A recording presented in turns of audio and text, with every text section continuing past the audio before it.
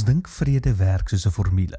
As alles reg is, dan sal ek rustig wees. As die geld daar is, as die uitslag positief is, as die plan uitwerk, dan. Maar wat as vrede nie aan daardie dan gekoppel is nie? Welkom by die Sepcast, die tuiste van die nommer 1 netwerk vir jou lewe. Dis waar ons stadiger dink, dieper kyk en ontdek hoe Jesus nie net toegewerk het nie, maar nou werk.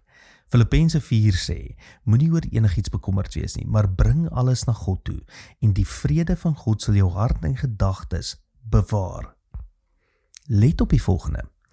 Nie alles werk uit en dan kom vrede nie, maar jy gee dit oor en dan kom vrede. Dis heeltemal anders, want dit beteken vrede is nie afhanklik van beheer nie. Dit is afhanklik van oorgawe, en baie van ons wag vir 'n kalmte wat nooit gaan kom nie, omdat ons wag vir omstandighede om eers te verander. Maar Paulus sê, begin by God, bring dit, noem dit, gee dit oor, en dan sal iets jou begin bewaak. Nie jou planne nie, nie jou sekerhede nie, God se vrede self. En dit maak nie altyd sin nie. Dis hoekom hy sê dit oortref begrip. Dit is 'n vrede wat jou hou, terwyl dinge nog onduidelik is.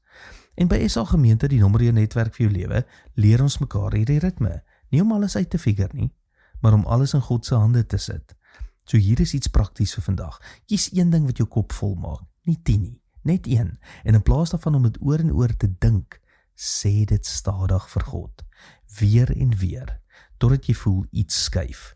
Nie noodwendig die situasie nie, maar jy. Tot môre, mooi loop.